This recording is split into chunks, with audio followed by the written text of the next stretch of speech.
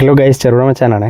അപ്പോൾ നമ്മളിന്ന് കൊന്നക്കാട് വെള്ളച്ചാട്ടം കാണാനുള്ള വഴിയിലാട്ടാണ് ഉള്ളത്. അപ്പോൾ നമ്മൾ നേരെ ചിറ്റരിക്കാലിൽ നിന്ന് കാറ്റാങ്കവല വഴി പറമ്പ വഴിയാണ് കൊന്നക്കാടേക്ക് പോയത് കേട്ടോ. ഈ കാറ്റാങ്കവല വണ്ടി ഓടിക്കുമ്പോൾ ലേശം ശ്രദ്ധിക്കണേ, ഭയങ്കരമായ ഇറക്കമാണ്. ഒരുപാട് അപകടങ്ങളും നടന്നിട്ടുണ്ട്.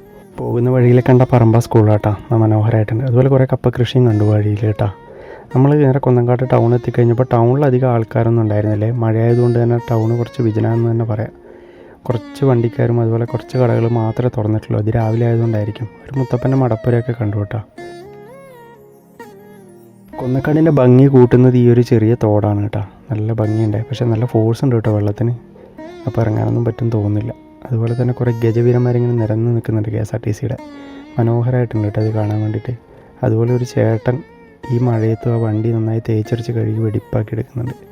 ഇവിടെ ഭയങ്കര വൃത്തിയാട്ടെ. ഈ ടൗണിൽ ചെടികളൊക്കെ നട്ടുപിടിപ്പിച്ചിട്ട് കാണാനും നല്ല ഭംഗിയുണ്ട്.